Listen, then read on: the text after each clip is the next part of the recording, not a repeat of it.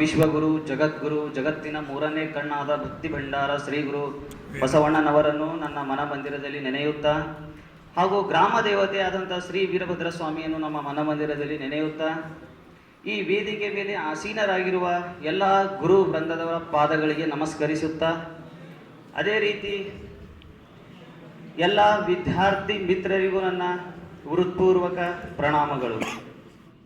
ಇವತ್ತಿನ ಈ ಸಮಾರಂಭ ಬೀಳ್ಕೊಡುಗೆ ಸಮಾರಂಭ.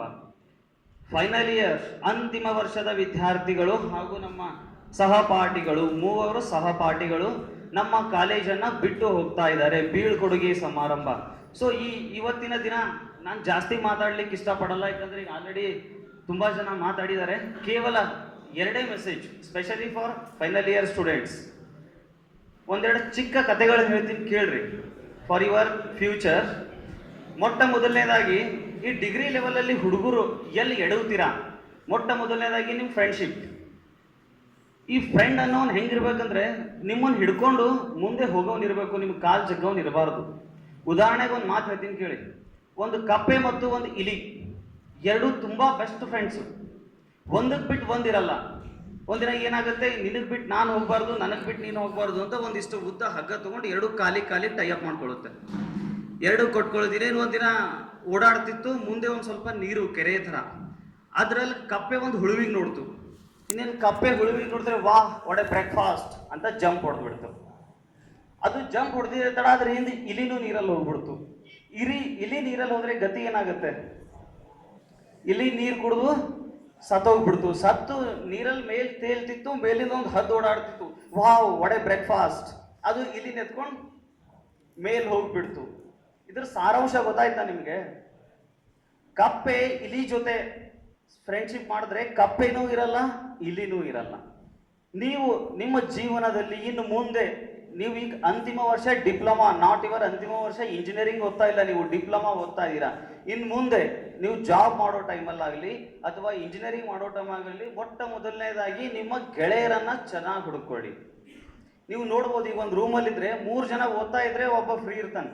ಅವ್ನು ಫ್ರೀ ಇದ್ದವ್ ಎಷ್ಟು ದಿನ ಫ್ರೀ ಕೊಡ್ತಾನೆ? 1 ದಿನ, 2 ದಿನ, 3 ದಿನ, 4 ದಿನ. ಅರೆ ಜೊತೆಗಿದ್ದವ್ರು ಮೂವರು ಓದ್ಲತ್ತಾರ ಅಂತ ಒಂದು ವೀಕ್ ಆಗೋಣ ಅವನು ಓದಕ್ಕೆ ಶುರು ಮಾಡ್ತಾನೆ.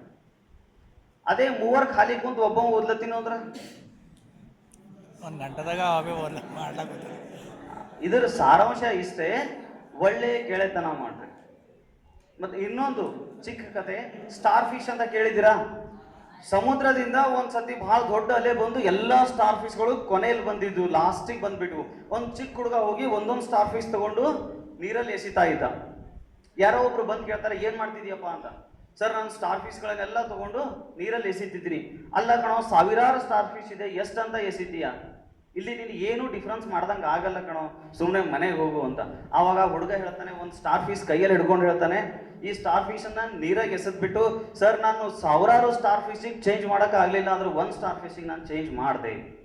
ಇದ್ರ ಪ್ರಾಣ ನಾನು ಬದುಕಿಸ್ದೆ ನೀರಲ್ಲಿ ಹಾಕಿ. ಅದೇ ರೀತಿ ನಿಮ್ಮಲ್ಲೂ ಕೂಡ ಸಾವಿರಾರು ಸ್ಟಾರ್ ಫಿಶ್ಗಳು, ಸಾವಿರಾರು ಪ್ರಾಬ್ಲಮ್ಗಳು ಕಾಡ್ತಾ ಇವೆ, ಸಾವಿರಾರು ನೆಗೆಟಿವ್ ಪಾಯಿಂಟ್ಸ್ ಇವೆ ನಿಮ್ಮದೇ ಆದಂಥವು. ಅವುಗಳನ್ನ ನೀವೇ ಗುರುತಿಸ್ಕೊಂಡು ಅದರಿಂದ ಹೊರಗೆ ಬರೋ ಪ್ರಯತ್ನ ಮಾಡ್ರಿ. ಫಾರ್ ಎಕ್ಸಾಂಪಲ್, ತುಂಬಾ ಮೊಬೈಲಲ್ಲಿ ಟೈಮ್ ಸ್ಪೆಂಡ್ ಮಾಡ್ತಿದ್ದಾರೆ ಇವತ್ತು ನಾಳೆ ಹುಡುಗರು.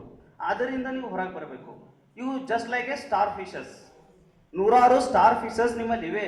ಅವನ್ ಒಂದೊಂದೇ ಹಿಡ್ಕೊಂಡು ನೀರಲ್ಲಿ ಎಸೆಯುವ ಪ್ರಯತ್ನವನ್ನ ಮಾಡಬೇಕು. ಇದನ್ನ ನಾನು ಹೇಳ್ತಾ ಇರೋದು ಅಂತಿಮ ವರ್ಷದ ವಿದ್ಯಾರ್ಥಿಗಳಿಗೆ. ಯಾಕಂದ್ರೆ ಇಷ್ಟು ದಿನ ನೀವು ಒಂದು ಕಂಪೌಂಡ್ ಅಲ್ಲಿ ಇದ್ರಿ, HKDT ಅನ್ನೋ ಒಂದು ಮನೆಯಲ್ಲಿದ್ರಿ. ಇವತ್ತು ಆ ಮನೆಯನ್ನು ಬಿಟ್ಟು ಹೊರಗಡೆ ಹೋಗ್ತಾ ಇದ್ದೀರಾ. ಆ ಮನೆ ಬಿಟ್ಟು ಹೊರಗಡೆ ಹೋಗ್ಬೇಕಾದ್ರೆ ನಿಮ್ ತಂದೆ ತಾಯಿ ಏನೋ ಒಂದೆರಡು ಮಾತು ಹೇಳ್ತಿದಾರಲ್ವಾ, ಅದೇ ರೀತಿ ನಾನು ಒಂದೆರಡು ಸಜೆಷನ್ ಹೇಳಿದೆ ನಿಮ್ಗೆ.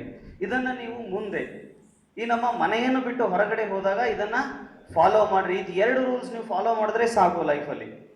ನಿಮಗೆ ಇನ್ನು ಯಾವುದು ಹತ್ತಲ್ಲ. ಒಂದನೇದು ಗೆಳೆತನ, ಎರಡನೇದು ನಿಮ್ ಹ್ಯಾಬಿಟ್ಸ್. ಇವೆರಡನ್ನ ರಿಮೂವ್ ಮಾಡೋ ಕಾರ್ಯವನ್ನ ನೀವು ಮಾಡಬೇಕು. ಇದನ್ನ ಬಿಟ್ಬಿಟ್ಟು, ಇದು ನಿಮ್ ಫೈನಲ್ ಇಯರ್ ಹುಡುಗರಿಗೆ. ಇನ್ನು ಇವತ್ತಿನ ಪ್ರೋಗ್ರಾಮ್, 3 ಜನ ಸಹಪಾಠಿಗಳು ನಮ್ಮನ್ನು ಬಿಟ್ಟು ದೂರ ಹೋಗ್ತಾ ಇದ್ದಾರೆ. ದೂರ ಮೀನ್ಸ್ ನಮ್ಮನ್ನು ಬಿಟ್ಟು ಒಳ್ಳೆಯ ಸ್ಟೇಜಲ್ಲಿ, ನಮ್ಗಿಂತ ಚೆನ್ನಾಗಿರೋ ಸ್ಟೇಜಲ್ಲಿ ಹೋಗ್ತಾ ಇದ್ದಾರೆ. ಇದರಿಂದ ನಮಗೆ ತುಂಬಾ ಖುಷಿಯನ್ನು ಉಂಟು ಮಾಡಿದೆ. ಯಾಕಂದ್ರೆ ನಮ್ಮ ಜೊತೆ ಕೂಡೋರು ಇವತ್ತು ಇಷ್ಟೊತ್ತನ ಮಧುಕರ್ ಸರ್ ಶೇರ್ ಮಾಡಿದ್ರು. ಇನ್ನೇ ನಾನು ತುಂಬಾ ಹೇಳ್ಬೇಕಾಗಿಲ್ಲ ಕಾಲೇಜ್ ಬಗ್ಗೆ ಮತ್ತು ಸ್ಟಾಫ್ ಬಗ್ಗೆ, ನಮ್ಮ ಅಡ್ಮಿನಿಸ್ಟ್ರೇಟರ್ ಬಗ್ಗೆ ನಾನೇನು ತುಂಬ ಹೇಳಬೇಕಾಗಿಲ್ಲ, ಆಲ್ರೆಡಿ ಎಲ್ಲ ಹೇಳಿದ್ರು. ಸೊ ಇದನ್ನ ನಿಮ್ಮ ಈ ಹುಡುಗರಿಗೆ ಇದೊಂದೆರಡು ಮಾತು ಹೇಳಿ ನಾನು ತುಂಬ ಟೈಮ್ ತಗೊಳ್ಳೋದಿಲ್ಲ. ಸೊ ಇದಿಷ್ಟು ಹೇಳಿ ನಾನು ಎರಡು ಮಾತುಗಳನ್ನು ವಿರಾಮ ನೀಡ್ತಾ ಇದ್ದೀನಿ. ಶ್ರೀ ಗುರು ಬಸವ ಲಿಂಗಾಯ ನಮಃ.